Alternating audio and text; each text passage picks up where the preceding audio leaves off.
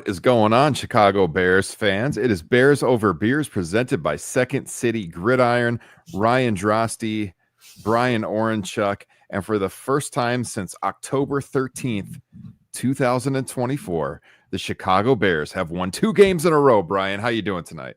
Fantastic, my man. Fantastic. It's bye week, so we didn't necessarily have to meet up with everybody today, but why not? 2 victories in a row, coming off a big upset, come from behind, dramatic finish, and we have a huge game coming up after this bye week. So I'm stoked to be here, man. A lot to talk about, in Bears world, and can't wait to get to it with you and hear about what you're drinking first, man. What do you got?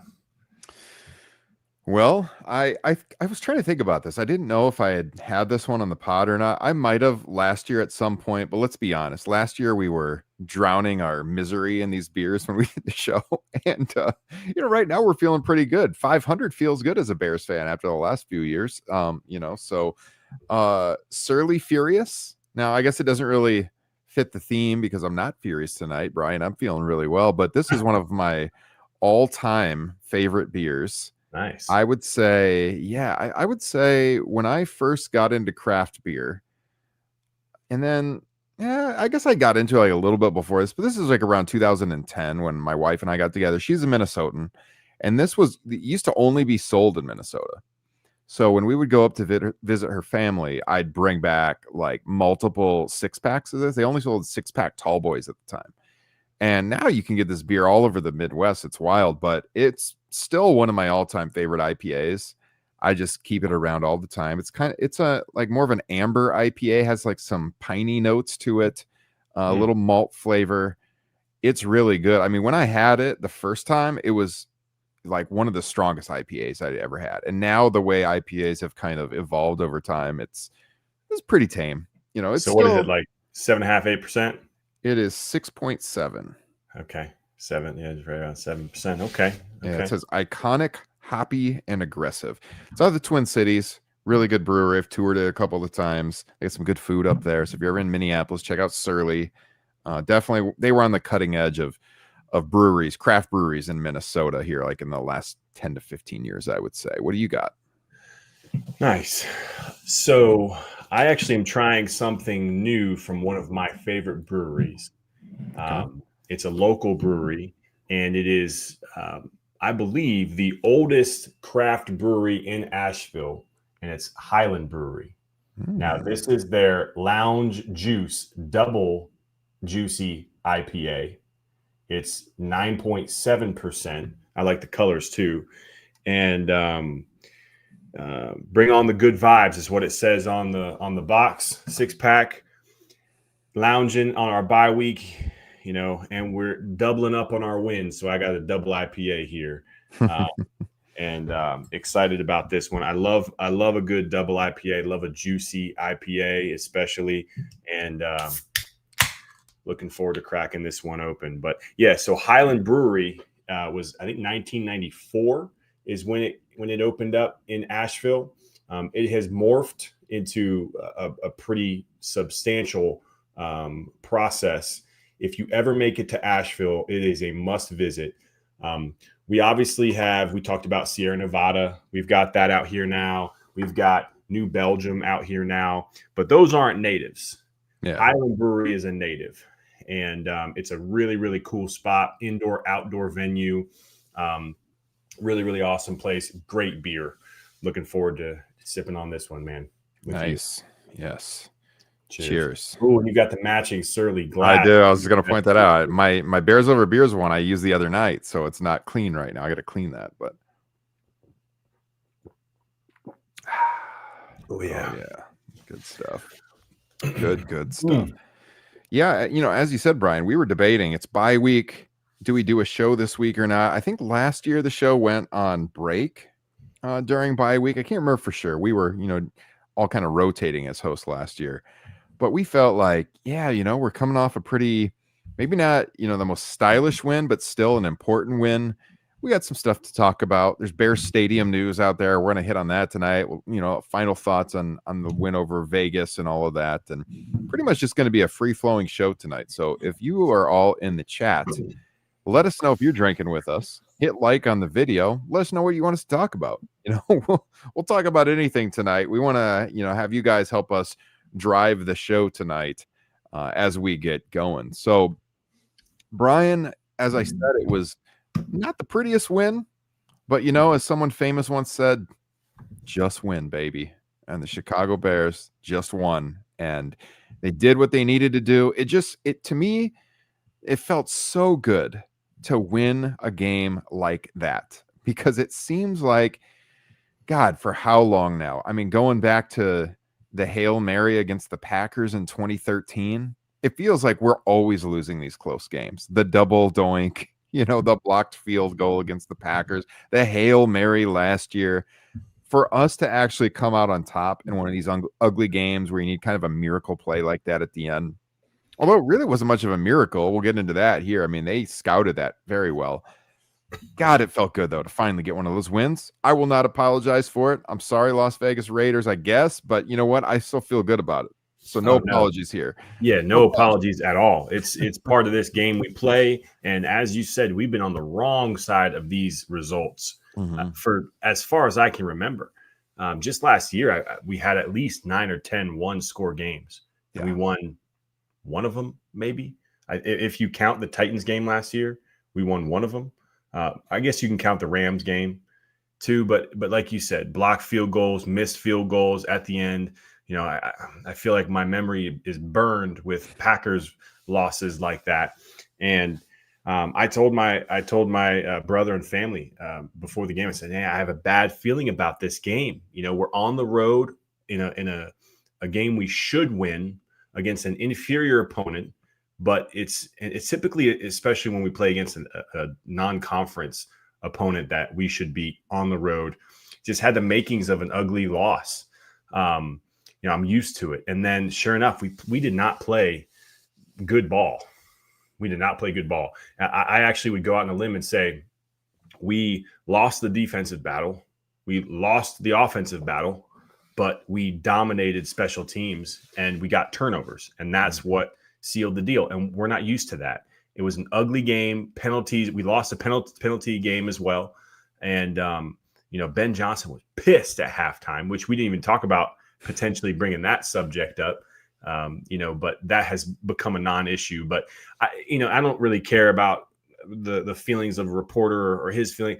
But what I do care about is his intensity at halftime, his resolve at halftime. And I would have loved to have been a fly in the wall at halftime to learn and hear how he addresses his team.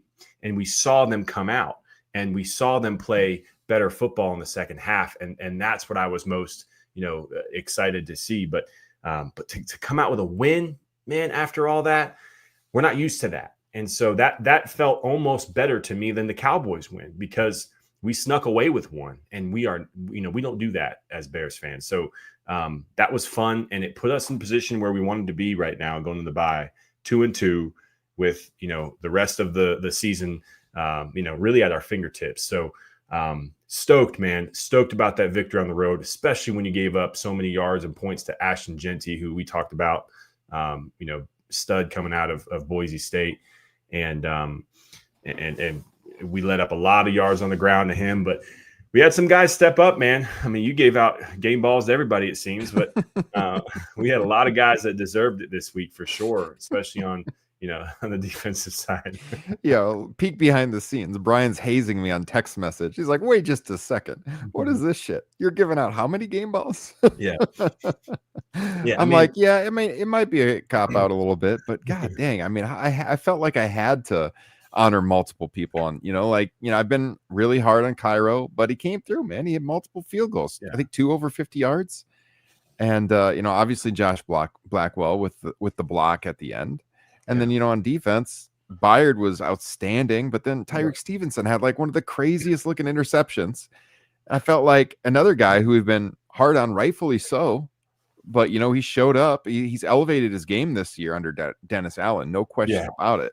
And, I felt like he deserved his props. And then on offense, I only gave one, Rome. Rome is just having an unreal year. Top 10 wide receiver in the league so far this year. Had to go with him. Most of the rest of the offense, Caleb had an okay game. Wasn't like some of his other games. Obviously wasn't as good as Dallas, but he had an okay game, not game ball worthy, I didn't think, but Rome was very good. Caleb made plays when he needed to make plays. Right. We've seen this from him. He has put the team in position to win when, the chips are down. He can do it. We've seen it multiple times going back to last year, and then they did, like look at Washington last year, and then, the defense didn't hang on to it, but he's done this. We've seen him do this. And, he had an up and down game, but that's one of the things that gives me the most confidence in him moving forward is he can shrug off that stuff and he can hit the field for that game-winning drive potentially. Yep. And he's just that dude. Like he has that confidence. And we haven't had many quarterbacks like that in Chicago. I like Justin. I was a fan. I supported him the whole way through. I still hope he has success. But by his last year in Chicago, when he went in the fourth quarter, you almost knew it was going to be a fumble or a turnover. It just happened all the time. And I don't have that vibe with Caleb. Right. And so, despite, some errors throughout the game, he came through when we needed it. But I think the story on offense is Rome Dunze was just, once again, had a really good game. And just the connection that him and Caleb had, is outstanding. But you said it. The defense last week on the show, when we talked about what we expected going into this game, I think we both were like, I think Ashton Jeanty might have his breakout game because we can't stop the run. I thought that we could still win even if he had the breakout game because I figured our offense would score more than we did. So, luckily our defense forced some of those turnovers because otherwise this could have been ugly. But, that proved to be the case. He had an unbelievable game. His best game as a pro, averaged over 6 yards a carry. Yeah. And yet the Bears still walked out on top, Brian. Yeah. Yeah. So first and foremost, if any of you guys know of a beer brewery called Participation Trophy, Ryan would like a piece of it. But yeah, so like you said, Caleb's got that clutch factor. Did you see the back and forth between him and Max Crosby? Yeah. And then I saw Max, talking about, then I heard Caleb after the game talk about Max as the best player he's ever played against. And then Max kind of, returned that compliment. Caleb's a competitor, kept getting up, coming for more. But it looked like they were trash talking during the game. Absolutely. Oh yeah, it was intense all game. Yeah. And to have a guy like that breathing down your neck all game, making plays all game, and still compete and put your team in position to succeed. I loved it. Like you and he would have at least 2 or 3 more fourth quarter comeback wins on his record if we didn't get a field goal block or whatever last season. The same thing happened a lot. He drove down. Think about that the timeout game with Eberflus on Thanksgiving. He was putting them in position to win that game too. And so he's got that clutch factor. I like what he had to say about it this week. He's kind of been born with it. He's developed it his whole life. And I love to see it. You always feel like you have a chance, and that's really cool. But I'm concerned about our defense. I'm very concerned. I don't think it's sustainable for us to get the turnovers that we've had. I love seeing Kevin Byard back there, looking vintage all-pro KB with the Titans. And then the ascension of Tyreek has been a sight for sore eyes. We just need some run defense, man. Some bodies up front that can stop them. They were getting, before the game, the Raiders were one of the worst, if not the worst, run offense in the league. Yeah. Their offensive line was struggling to make holes and get space for Ashton. He was getting hit behind the line of scrimmage. We talked about that last week. He led the league in percentage of his yards before or after contact and behind the line of scrimmage. And they dominated us, man. Aside from a few plays here and there, Big Billings made an impact a couple times. Other than that, he was getting washed out or just irrelevant. And Ashton had room to run. And when you give that guy or guys like that space, bad things happen. And that's what we saw. So, I'm concerned about that. But hopefully we can get some guys healthy on the D-line, get some pass rush back with Austin Booker, get Grady Jarrett, hopefully more close to full health than he's been all year. He was off this last week. Give him another week to heal up. Shamar Turner, another couple weeks in the system. I liked what I saw from him. But I'm with you. I think if we have a quarterback that can keep you in at the end of the game, a coordinator like we've got in Ben, and an opportunistic defense who's hopefully getting some bodies back. We talk about Kyler Gordon a lot on here, TJ Edwards, and get those guys back. Austin Booker, we said, hopefully eventually at some point Jalen Johnson. It's going to be a big deal for our defense. Hopefully it mitigates some of that rush defense allowance that we give up. But yeah, either way, we'll take the W. We didn't do as good as we would have wanted on either side of the ball, honestly. Aside from the turnovers, it was ugly performance.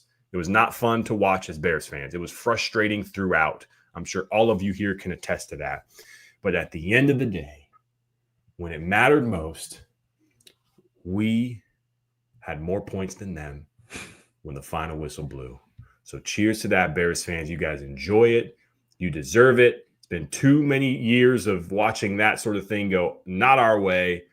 And boom, it feels good. We get to revel in it for another week and a half before we get Monday night against the commies in DC. So we'll see.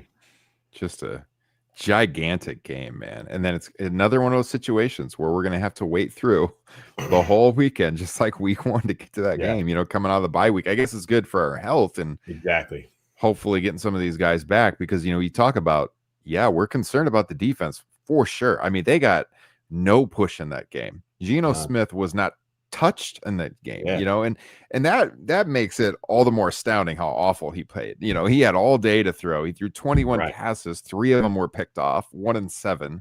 He only had 117 yards passing. But yeah, I mean, Ashton Genty just 21 carries, 138 yards, 6.6 per carry.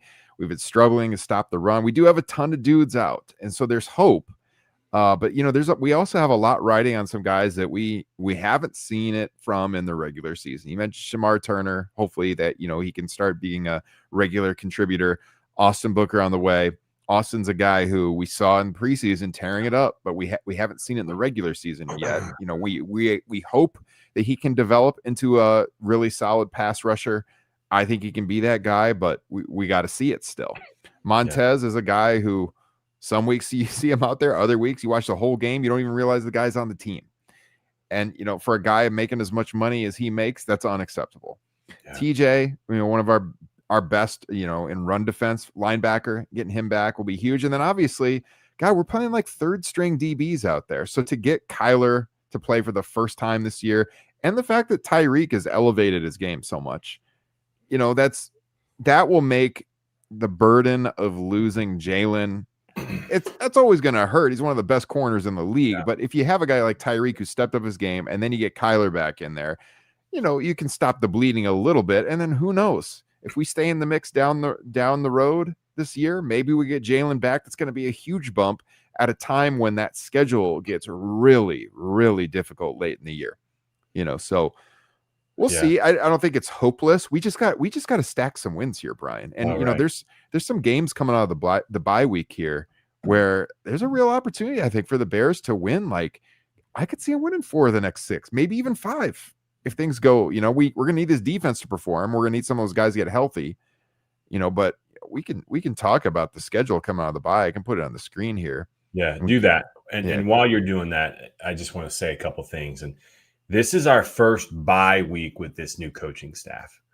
I am fascinated to see some of the changes that they could make on both sides of the ball. We'll stick on defense for now, but especially with Kyler Gordon, who, in my opinion, is the most versatile chess piece that we have on defense for Dennis Allen, who likes those sort of players. He played and has been mentioned to be able to play over the offseason by Dennis Allen and other coaches all over the field on defense. He's been known for playing slot. He can also play the outside boundary corner. He can play safety. He can play linebacker. He can do it all. So what's he going to do?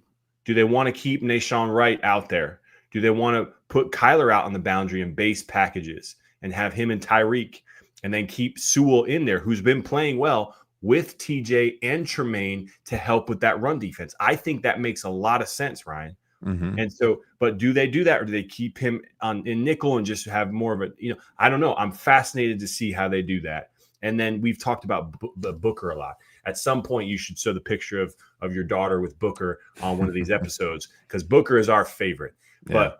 But Booker reminds us of a young Mark Anderson, who is a third defensive end pass rush specialist we're not getting any juice from our ends right now. But if he can come in and provide some of that juice and get after the quarterback, starting with Jaden Daniels on Monday night, then that's going to open things up for Montez and the other guys opposite him, because he's going to get some attention. And that would be so huge for our team to be able to get off the field on third down, get off of the quarterback, and maybe get some sacks and better our field position a little bit. So excited to see that too. But you're looking at the schedule here. If Commanders are getting healthy. Jaden Daniels is back healthy, practicing, although they're still down a couple receivers. Debo and Terry McLaurin did not practice today. But they go on the road and play the Chargers in L.A. this week. Mm-hmm. They don't have a bye. So they're going to come in. Sometimes it's good, but sometimes it's not. Who knows? But we are going to be as fresh as we've been all season. And we got that revenge factor. If we can get that win, all of a sudden you got the Saints, who I think are in contention easily for the number 1 overall pick, as with the Bengals, who we have a couple weeks later. And then the Ravens, who have way more of an injury issue than we do at this point, with some studs that are not eligible to play right now. Mm-hmm. Lamar Jackson being one of them, Roquan Smith being another. There are a lot of guys that play great all-pro level ball, or Pro Bowl at least, on the Ravens that are not healthy right now. So if we get a hobbled up Ravens team after, stringing a couple wins together in the NFC land, all of a sudden you're looking at a pretty solid win streak potentially going on right here. And if we can carry that momentum to that Vikings game and the Steelers and the Eagles, where it's going to really start to stiffen up a bit, who knows, man? The sky's the limit. I think that the Bears and Ben are really eager to get the Vikings back. Caleb as well. And so I'm excited about that one. And obviously we know the Giants lost their best player last weekend to Malik Neighbors. All of a sudden things are looking a little bit different. And it's really all because we got that win in Vegas. So I'm liking the way it's set up. I still think the Eagles are a powerhouse. I don't expect to win that game, under any circumstance, unless Lane Johnson, Landon Dickerson, Jalen Hurts, Saquon Barkley all get hurt, and then we might be able to talk about it. But that's going to be a tough one. But, and I'm excited to see some of the young guys step up, which I don't know if you want to talk now, but regarding some changes on the offense, what's going to happen with that offensive line, man? What have you been hearing about the left tackle spot? Yeah, we'll get to that in just a second. Finish up the schedule here. Yeah, I think – I agree with you on what you said about the Commanders. I think the night the schedule came out, we did the show with Jacob, we talked about how, like on paper, it is going to be a really tough game. But you also have that motivating factor of, Ben, who seems to be just an ultra motivating coach from everything we've seen. That's the game that ruined our season last year. Yeah. And we play him out there again, where it happened, the side of the crime. And, like you said, there's some health issues there. Jaden's coming back this week, but, who knows what it's going to look like the week after. And, you got to imagine these guys want to get some revenge for what happened last year. And I know the Washington fans are going to be thinking that too. Like if I was a Commanders fan, I'd be thinking like, oh shit, the Bears are going to come in here. You might think you're going to win on paper, but like they're going to be angry. Remember what happened last year? Like that's the kind of game as a fan that would make me nervous about the other team. Yeah. So I'm sure they're feeling that. Then you come home, you get the Saints. God, they better win that game. I'll be at that game. They better win. Oh, nice. Yeah. Hey, hopefully we have Alvin Kamara on our team by then. That'd be awesome if we can pull a trade for a guy like that. Dude. Probably not going to happen. But either way, yeah, we should win that game. We can talk about that too. I mean, obviously Ryan Poles has been aggressive in the past, trading in season, with Montez and Claypool, and who knows? I don't know. I wouldn't be against trying to get running back in here. This is a big problem. It's a very, very big problem on this team. But Saints, whether or not they look different, that should be a win, like you said. Ravens, I do think it's more winnable than I thought at the beginning of the year. I think going into the year, I thought there's no way the Bears are going to win that game. Now, I mean, 70-30. What? But, we have more wins than them right now. Yeah. I mean, it's possible.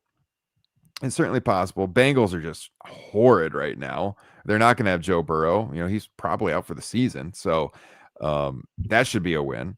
Giants, for God's sakes, that should be a win too. And then, yeah, you got the revenge factor against the Vikings too. So, I mean, those are 6 games right there where honestly, like, though 4 of them almost certainly should be wins, I feel. And then one of those other 2 should be a win. So, or could be a win, I should say. You know, we'll see what happens. Then you get the Steelers. Bears got to want to put a loss on Aaron Rodgers. And then the Eagles game, like you talked about. But I mean, yeah, this is where you got to stack those wins, because as I scroll down, yeah, we get the Browns later, which, you know what? The Browns beat the Packers. Never know any given Sunday in this league. Packers twice, Niners, Lions again. So, I mean, yeah, it does get harder down the line. There's a lot of games. There's a point in the schedule here where the games are pretty close together.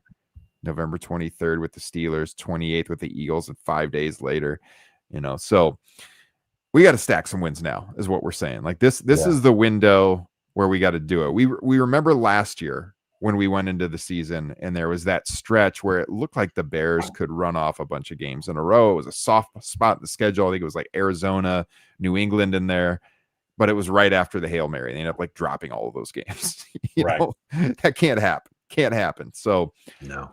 There's a real opportunity here. We feel good at 2-2 because if we were 1-3, there's just a world of difference between 1-3 and 2-2. Now, you know, we're alive. We can make this thing interesting. 1-3, you're feeling like you're way behind the 8 ball. And credit to this team and this coaching staff for pulling themselves out of an 0-2 hole and making themselves relevant at this point, you know, at the bye week. This is where we wanted to be. Right. It's new season again. We're all even now. Yeah, no, totally.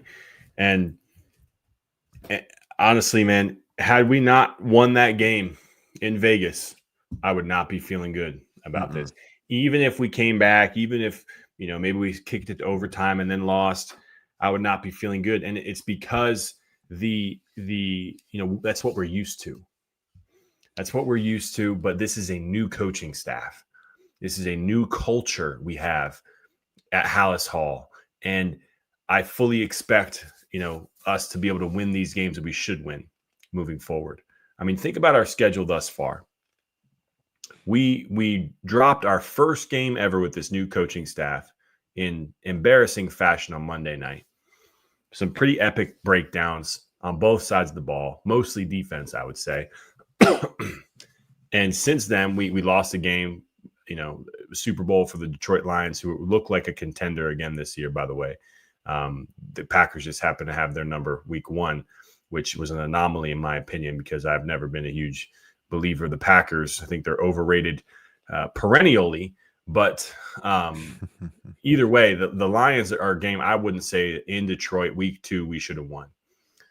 We won against Dallas, kicked their tails, and then we won against Vegas. You know, we should have won that game. We did not play well enough to win, but we won.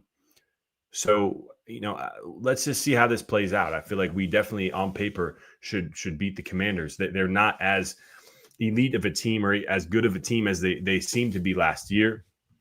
You know, they've got some injuries up front, which is pretty big for Jaden. He's hobbled. You know, can we get after him? Who knows? That's going to be key. But I have faith in our coaches, you know, for the games like the Saints we talked about, the Bengals and the Giants. Now that I've seen what we can do against the Raiders on the road, I've got some faith against those teams for sure. I also felt a lot better about the team when I watched that game between Green Bay and Dallas and saw Green Bay give up 40 points to the Dallas Cowboys, a team that scored 14 points against the hobbled Chicago Bears defense. And again, we know any given week, any given Sunday, crazy stuff happens in this league. But like, my God, Micah Parsons is out there. They couldn't stop him, you know? And so for all the talk about Green Bay Super Bowl, God forbid it still could happen. But I agree with you. I do think they're kind of overrated right now. You know, you and I have talked about their quarterback on text a little bit recently, and he's fine. He doesn't inspire fear in me as a Bears fan like the last 2 guys, though. So I'm always going to feel like we got a chance against them. We'll see what happens when we play them. But yeah, man, it's the big problem. Let's talk about it now. You mentioned Kamara, and you know, there's also been people talking about like Breece Hall. I've seen stuff about, although now I guess he's been linked to the Cardinals.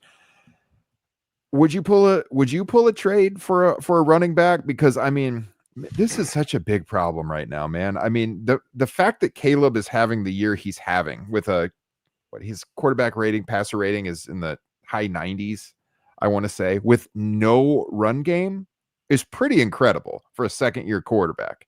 And, 2 turnovers, two interceptions with no run game supporting him. And, yeah, some of it's going to be on the O-line for sure. But like, I don't know. We haven't been huge fans of Swift. And Monangai looks okay in spurts, not a world beater, but looks competent. Roshan just can't get on the field outside of special teams. I don't know what's going on there. He's had flashes in the past where I thought maybe he'd be a competent running back, but I mean, if you had an opportunity, if you're Ryan Poles and there's an opportunity to trade for a guy during the season like this, would you do it, Brian, for running back? Not yet. I think the main problem is the offensive line at this point. And I know I've seen the metrics. I've seen the advanced statistics of the run blocking and the expected yards per carry based on the run blocking availability, all the success rate crap. But I've also watched the games, and the stark difference for me was first, second half in Vegas. What they do at the end of the second quarter, they benched Braxton Jones, moved Theo Benedict over to left tackle, and put in Ozzie at right tackle. All of a sudden, we could move the ball on the ground when we needed to, and I think that's what's going to come down to is getting this line more in sync. We've talked about it all season, you and I, on this podcast, this very podcast, getting that line in sync. And they're starting to do a better job in pass pro, although it wasn't great this past week. Granted, it was against one of the best players in the league who had one of his best games ever. I mean, he was just dominant all over the field, looked faster, stronger, longer. He was everywhere, right? He even had like soft hands and was quick with the ball when he intercepted it after batting it down. Like he was a monster. Insane. Yeah. And what would you give to have that guy in the Chicago Bears? My God. Do you remember there was a time? Do you remember when he was on the trade block potentially? Yes. I remember the rumors. Yeah. That would have been so sweet. Yeah. So I would say not yet. I would say because they're going to do something at left tackle, and I have some thoughts on that, but let them settle into their adjustments after the bye week. See how we perform these next couple of weeks.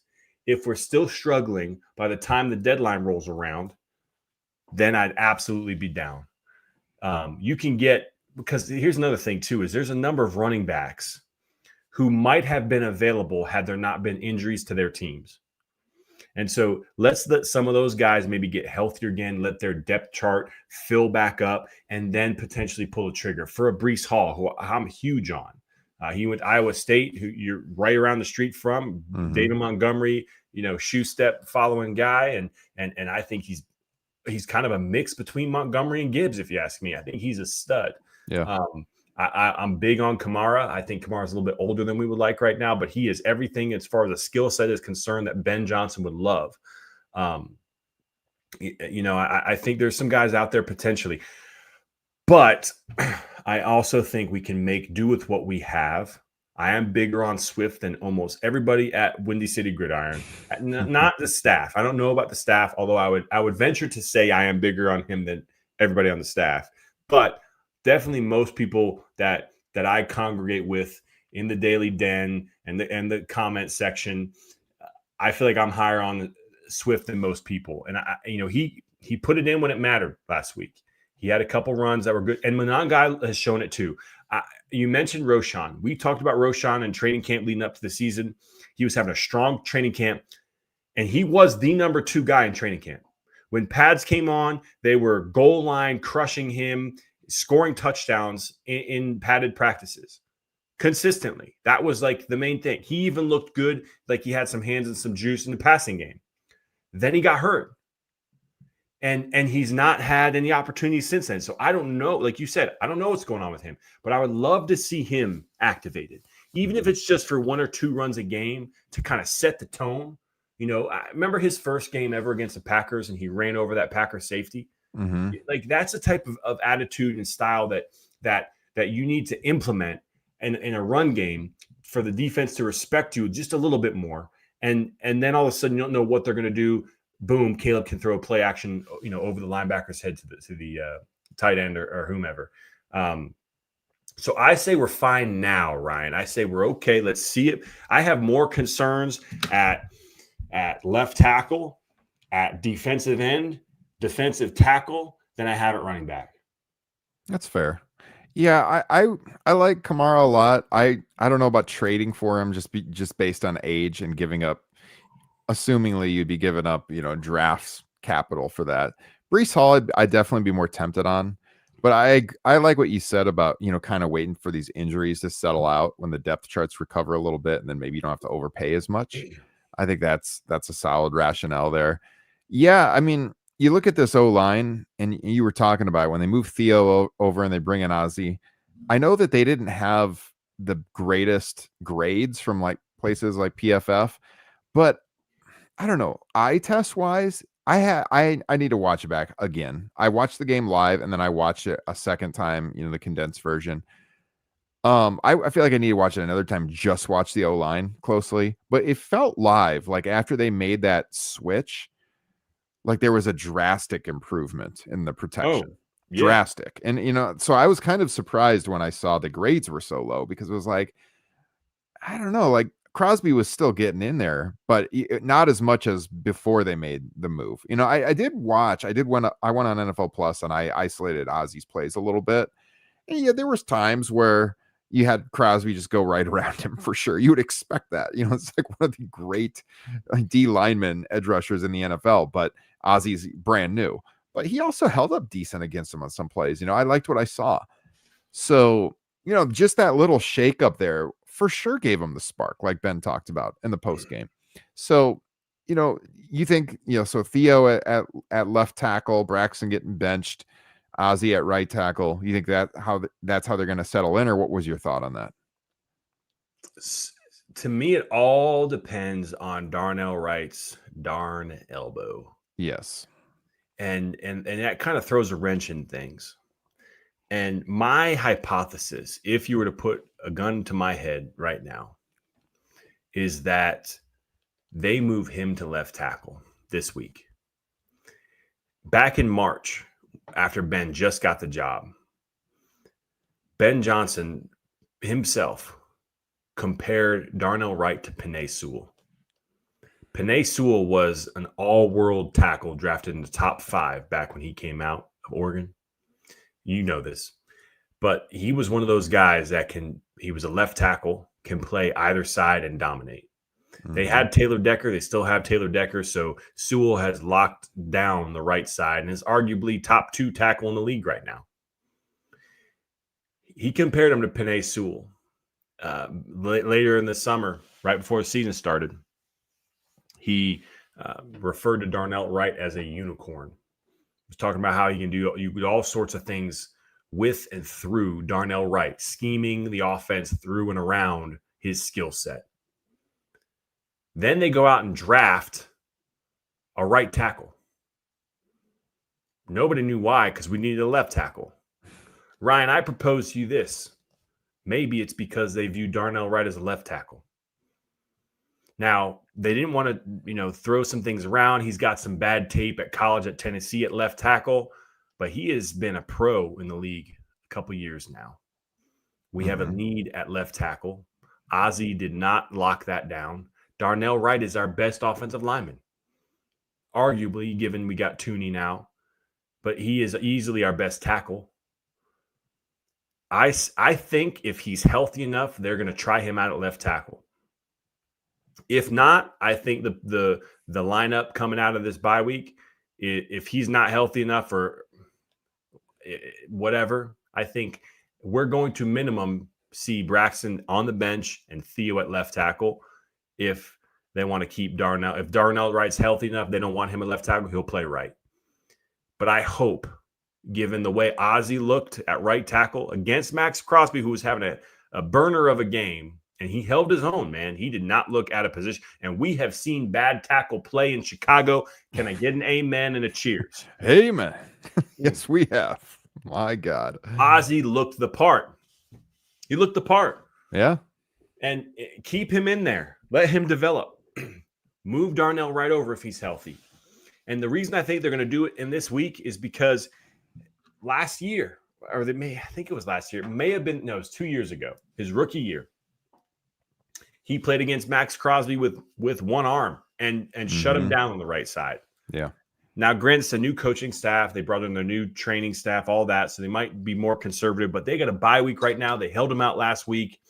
My guess is they slide him over. Everybody thinks it's going to be Theo, but it's Darnell Wright come the Commies game. And we got Ozzy on the right side, and we're cooking on all cylinders. All of a sudden, Swift, who, by the way, had over 100 yards rushing against the Commanders last year in that game, blew up with some explosive runs, and that run game's back on track. I just want them to get Roschon involved, even if it's just for like 1 or 2 carries for a 4th down conversion. Make that happen. Put that physicality in. I'm not big on these quarterback sneaks, these tush push. Get your running guys the ball that know how to do it. They're trained to do it, especially with this offensive line, especially with Roschon, who was top 3 in the league. I think he was number 1 in the league in short yardage conversions. I want to see him in there converting some stuff, amping up this team, galvanizing them, pumping everybody up. But I'd say wait on the trade. Let's see what we can do. But I do expect Darnell Wright on that left side. I don't think it's a bad idea. I know a lot of people are concerned about it. How do you feel about moving a right tackle to the left side? Honest with me. Yeah, I'm not against it. It's like Darnell is actually, he's kind of taken a step back this year, to be honest about it. He's not been maybe as good as we've seen in the past. Still, he's one of our best linemen. I know that. But at the same time, you said it. He started 13 games, I believe, at left tackle at Tennessee. You mentioned the tape isn't super great up and down, but if this coaching staff sees him as a versatile guy, I think that's probably the best case scenario, because then all of a sudden your first round guy is playing over there at the left tackle position and you've solved that huge hole. Braxton's been okay at times, but if you can put your blue chipper on the left side and Darnell can actually adjust and be that guy for a decade, and then you got a guy like Ozzy who looked, as you said, in his first long stretch of playing time, looked really way better than I expected against one of the best edge rushers in the league. And then you got that center of the line with all that talent that we've assembled. If Jonah Jackson can step things up a bit, that's starting to look really good. And if they can adjust and start opening up some holes. Look, I'm not like a huge fan of DeAndre Swift. You like him more than me. I'm not super negative on him. I just get really frustrated about, and we've seen this from 2 different coaching staffs now, how when they run him up the middle, I'm like, this has never worked with DeAndre Swift. Why are we doing this? But if you get the guy out in space, he is dangerous with the ball. We've seen that. And to his credit, when they've needed the yards at the ends of games this year, he's delivered. That touchdown run he had on Sunday where he popped it out to the left side, that was tremendous stuff. He was terrific there. So he can do it for sure. But you got to have the right guys around him. You got to have someone else change of pace that can run it up the middle. And I have always thought it was Roschon. I just don't understand what's going on with him. We're not in the building. We're not seeing what's happening in practice. But in the times we've seen him, he seemed like the guy that could pound the rock up the middle. So I would like to see him getting some of those carries, 100%. Yeah, and I mean, having a 7th rounder contributing is a good thing, right? Mm-hmm. Typically, it's a great thing. And Monangai has looked like he belongs in the league too. He had some tough runs, some just feisty runs, and I think his energy that he brought when he got the ball, I think that inspired Swift. I could be totally wrong, but I feel like after that, Swift was running with more decisiveness and attitude. And that's what Swift needs to do in his game. Run with more decisiveness and attitude, because he tries to kind of, I was almost going to say a bad word, but he tries to pick his poison when it comes to, finding the hole. He's timid and he's too soft, and he needs to just go, because he's got the speed. If he can go and get in the open field, one of the things that people talk about with Swift is he has got bad vision. That is such crap. I do not. I played running back. He has great vision. Now, granted, there's a difference between, in the muck and then in space. for sure. But in the muck, it's not about vision as much as it's decisive. It's a decision. And for a guy that's got vision, that's got speed, you want to get in every running back wants to get in space. Everyone. A guy like Swift, he wants to get out in that space because he knows he's more dangerous there. Now, and that's what Bieniemy talked about this offseason was making him more decisive getting through the hole. Bottom line, Swift can get it done. He has gotten it done. People hate on Swift. I understand why. His yards per carry, his expected yards average is not good so far. But our run, I mean, if our run offense, our offensive line was doing their job, there would not have been a switch in the second quarter last week. I don't care what the metrics say on all these fancy websites. Ben Johnson would not have pulled their longtime starting left tackle for an undrafted second-year player who's 23, 24 years old. Yeah. If for our run game, he specifically said for our run game, wanted to get some juice to the run game. If our run game was working, he wouldn't have done it. Yeah. So let's see how these new guys can adjust and wait a little bit on this trade. I'm open to trade, but like I said, priorities for me: defensive tackle, bro. Yeah, get a damn Grady Jarrett, old school, not the Grady Jarrett version we have, because he is playing not good. Mm-hmm. Defensive end. Then you get me a left tackle, then a running back. Those are my priorities. So, can we get one of those guys? I'd be open to it, but obviously it comes at a cost. But let's see how it plays out with this new offensive line combination before we make any moves. This is why I love doing a show with a former running back. You know your stuff, man. Excellent. Good analysis. And by the way, when you said you're almost going to swear, I was going to say, that's all right. George McCaskey isn't listening. You can swear, Brian. Yeah, but maybe one day I want to work for the Chicago Bears. No, I'm just kidding. I mean, I would be cool. But we know you did a podcast on YouTube. Now, you didn't swear on there, did you, Brian? I had one of my interns check, and you swear 13 times in 4 years. Yeah. He's on the no entry list at Hallis Hall for that. Speaking of Bears facilities, let's talk about this. We saw some renderings of the potential new stadium out in Arlington Heights. To my knowledge, nobody on Second City Gridiron has really talked about this week yet, so we thought maybe we could be the first. I'll actually pull up the renderings here on our website, or our stream, the video stream. Sorry for those of you on the podcast feed, you're not seeing this, but we can take a look at it. If you watched the Vegas game, you saw. I mean, yeah, pretty much. It is basically, it's like basically a copy and paste deal. All right, here we go. Let me share my screen here and we take a look at it. So, what are they calling it? Arlington Heights Stadium right now. I'm sure it's got Arlington Park Stadium. That's right.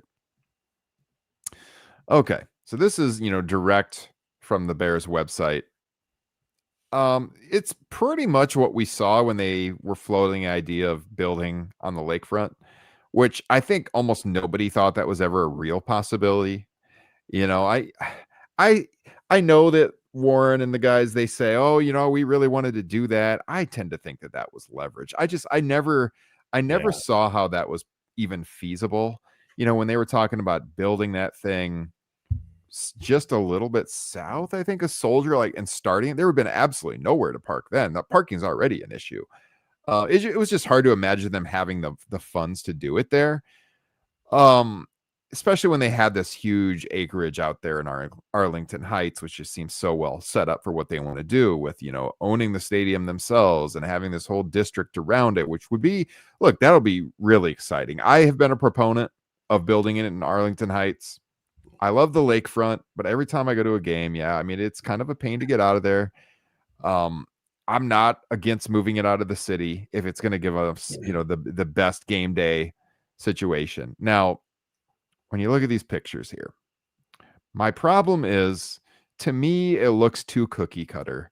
And I know some people will push back and say, but by the time they actually build the thing, the interior is going to have a little bit more team flavor to it. And that's probably true. I just don't think this initial design has a lot of for lack of a better term, curb appeal, like when you're looking at a house, because it looks so much like Allegiant. I don't want that era, like the old stadiums like Busch Stadium and RFK where they all look the same, just a big circle. It feels like that to me. It doesn't feel. Chicago is such a, I put this out on Twitter today. Chicago is such a city known for its architecture. I believe you go to I've been to all of the major cities in America, New York, Chicago, Houston, whatever. The Chicago skyline is second to none. No other city has a skyline like it. The uniqueness of it, the creative architecture. And for the Bears to finally build a stadium and have it look so cookie cutter and just like a stadium that already exists, I just don't like that. I think they need to go back to the drawing board and maybe just do something that differentiates this from existing state. Like, look at what they did up in Minneapolis. That is one cool looking stadium. US Bank looks phenomenal. Yeah. I've only driven by, I haven't been inside, but I've seen it on TV and I've seen it from the outside, and it is such a unique looking place. And this is just like a circle that looks just like Allegiant, and the inside there's just really nothing special to it. Brian, what are your thoughts? Oh man, I'm right there with you.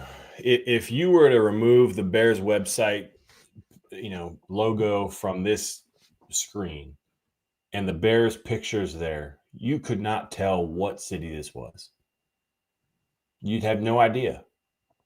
And that's a problem. Mm-hmm. At least in Minnesota, Minnesota's got a cool design. It's noteworthy, but on the inside, you can tell at least because they've got the horn. Yeah. They've got that setup there. And there's zero things that I can tell that is unique to Chicago in any of this. I think I saw one person say it's facing toward the skyline, but I don't see there's no buildings in that window. It's so far away. I mean, you'll be able to see it in the distance probably, but like it's so, I don't know that makes a difference. I think it was lazy and like I feel like whoever did this, they couldn't have considered that the current stadium and the history with the columns, Soldier fucking Field. There we go. Sorry, George. Sorry, George. Like there's nothing about it that screams that even whispers the Bears.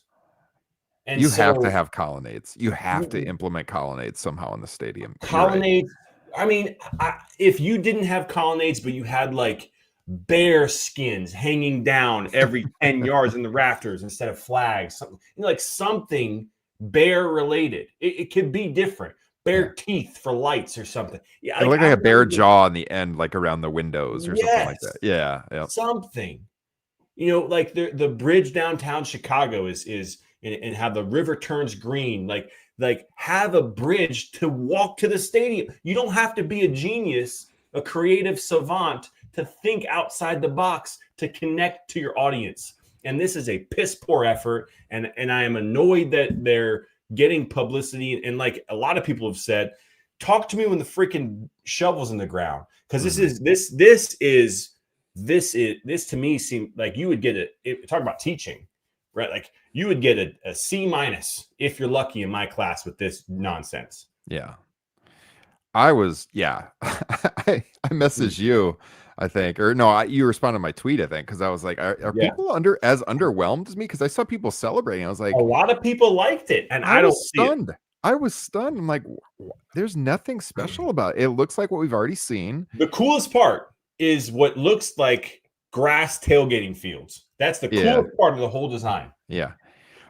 It's pretty much the exact design that they had for the lakefront one, but there the window made sense because it would look right at the skyline. Right. And they had that in the mock-ups. And the lake was right there. Yeah. But here it's just like, you're way out in Arlington Heights. I don't know that that's like a huge draw to have the window right there. And maybe they'll soup it up a little bit and they'll add more character to the inside. I don't know, man. Like even just the way the seats are situated, not a huge fan. Like there's really no 200 level for fans. It's just like suites and then the upper level. I was complaining about one of my buddies who's a Niners fan that lives out in the Bay Area. He was like, hey man, it's all right. We hate our stadium too. I was like, yeah, Levi's is a pretty plain Jane stadium, But like, man, we have wanted this for years. I wanted the Bears to build a 21st century, an actual 21st century stadium, not what they did with the renovation at Soldier. And man, oh man, this is underwhelming as hell to And me. isn't it I only just 60,000 people? yeah, Like yeah, it isn't that fewer than Soldier Field currently by yeah, like a couple thousand? yeah, So like this, I would have to give them a D. I'd give them yeah. a D. They fail my class. Try again. You come back when you're ready to talk to me. But I this mean, you're is trying to get $800 million from the state of Illinois to build infrastructure around this. I'd tell them non-starter until you redesign that thing. And I don't think they're going to get that anyways, to be honest with you. I don't think that's going to pass. But so you make me think of a good point. But this is probably too optimistic of me to think. Maybe they're one step ahead. And they're thinking, okay, you're gonna lowball it, make them think that this is real. We're really bad at what we're doing, and then we're gonna come back, undersell it, and over deliver with, okay, this is what we got. And they got colonnades, they got bear stuff, they've got all sorts of like cave mentality stuff, and they blow us all away, and they, everybody outside of state, inside of state's giving them money to make this happen. That could be the case, but I doubt it. Yeah, this is underwhelming for sure. yeah. Yeah. So, we'll see how this develops, but this just seemed like you're actually going to publicly unveil this design, and it couldn't have been more unflattering, unexciting in my opinion. I just was just so underwhelmed. You guys can let us know what you think. You can tweet us at Bears Over Beers and let us know your thoughts. But yeah, I hope this is not the finished product, and I hope this is just a starting point and they change some things. I do think in the end, if they get this thing built, it's going to be so nice to just have that stadium district, and it'll be a good time to, go to a game, maybe do some live podcasts out there, even Brian. But, we're years away from this, and I just want them to do it right. I don't want to have the stadium for 20, 30 years or more and be like, man, look at all these cool ass stadiums they're building around the league, and we have the most generic.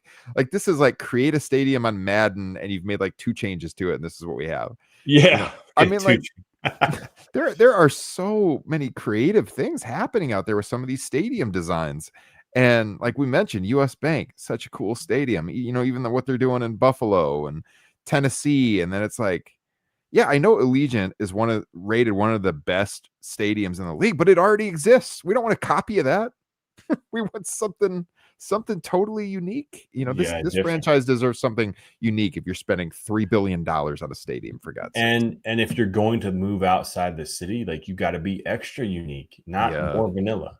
Yeah. So yeah, I'm with you, man. And it's funny how this ended up taking up as much time as it did in our show, but you're right. And it's depressing, but depressing.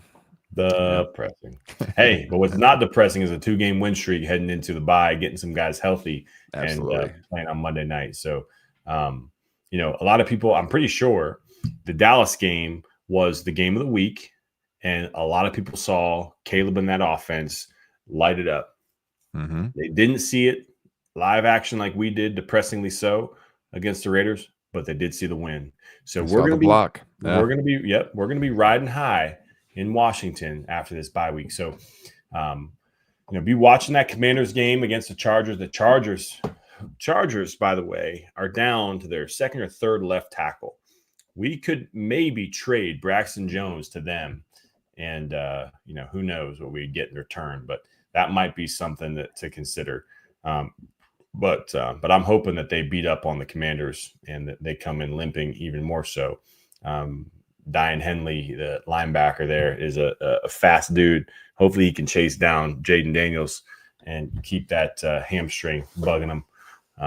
But yeah, man, I'm stoked about this Monday night game coming up. Obviously, we've got to wait a little bit. But we had to get on, man. Big win, ugly win, but there's no such thing as an ugly win. Ugly ball, still got the win. And a lot of changes, a lot of guys coming back, a lot of question marks and excitement about how the team is going to address this week with changes on both sides of the ball. So thank you for joining us. Yeah. Ryan, it's always a pleasure, my man. Likewise. even though you drink slow, which is kind of a problematic, but You know why? yeah, Okay. Like in my defense, I've been yeah. nursing this beer because I went out after work today with a work friend to watch the Cubs game and had a few beers. And I messaged Brian. I'm like, look, I know we got the podcast tonight, and the gimmick is we drink. I've already been drinking, but I'm still gonna pour one. So I and know. I'm just unfortunately the Cubs didn't get the win. They got the win yesterday. Hopefully they can win the decisive game 3 tomorrow. We'll see what happens. But yeah, I mean, this is always the highlight of my Wednesday night. So pleasure to get on here and talk a little Bears with you guys and Brian especially. And yeah. we'll be doing it again next weekend. Ready for the We'll see you Commanders. next week. And it might be a highlight of Ryan's Wednesday night, but it's a highlight of my week. Hopefully, it's a highlight of your week as well. Yeah. Again, anybody that knows a participation trophy, brewery, or beer, send it our way. Ryan needs to get on that. He loves that sort of thing. He'll give favorites for the day of the week and not just the week itself. That's right. He's a generous lad, this guy. But as our friend Bill Zimmerman would say, that's right. That's right. Right. Yes. Speaking of which, we got some good stuff, and Bill was on this week.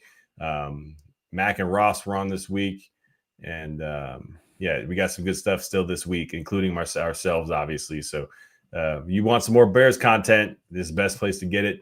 We got our shop. We didn't even talk about our shop this week. You saw my glass. It is empty at this moment. Hold on. I got that tab up. I was going to share it. I'll put it up while you talk. Go ahead. Yeah, show it off. No, yeah, I got this. I've gotten some pictures of our Bears over bourbon glass in the wild as well this week. I was hoping that somebody special would share it on Twitter, and they have not yet, but hopefully it will. Yeah, pint glass, you can't beat it. I mean, I like pint glasses, man. I keep them for friends and family that come in town to pour a cold one. The sticker on this, not sticker, but the heat, whatever this is, the logo is not going anywhere. It's perfect. Yeah, there it is. And they got hoodies. You got a hoodie. How does it feel? Have you worn it yet? I haven't, because it's still almost 90 degrees here. I need fall to start, man. But that's why I'm still nursing these IPAs, bro. Yeah, I need to turn the weather. But yeah, they got hoodies. We got hats. I need to get a coffee mug. I don't have a good coffee mug, with the beloved on it. But yeah, and we got some. You got to get that rocks glass, man. That's probably going to sell out, if I'm being honest with you. Yeah, I got one, and I drank from it the other night to celebrate the Vegas win, and it is phenomenal. And it's only, look, these rocks glasses, they are heavy duty, like they are thick. They are, and the logo on there solid. It won't come off. $14 for a good made rocks glass is not a bad buy. And that's the Bears over bourbon. You got like the tape over beers, and this is bourbon. Great design from Lester, or the boss man. But yeah, no, it's good stuff. And like Brian was showing you, there's the pint glass. We got Bears over beer shirts, hoodies, as he said, all kinds colors. of stuff. All colors. If you look at that, I mean, there's multiple different colors you guys can get, plus 5 more, 9 different t-shirt colors. I mean, there's lots of them. They're well made. We've worn the shirts on the show here before too. So if you want to browse the store, plus all the Second City Gridiron shops, the link is here in the podcast and video description. Check it out. Just another way to support what we are building with all the other people over here at Second City Gridiron. Appreciate your support, everybody. Absolutely. All right, Brian, it's been fun. We thought it might be a short show, and here we are. It's an hour and 4 minutes in. It's always a good time when you're having fun with the boys, right?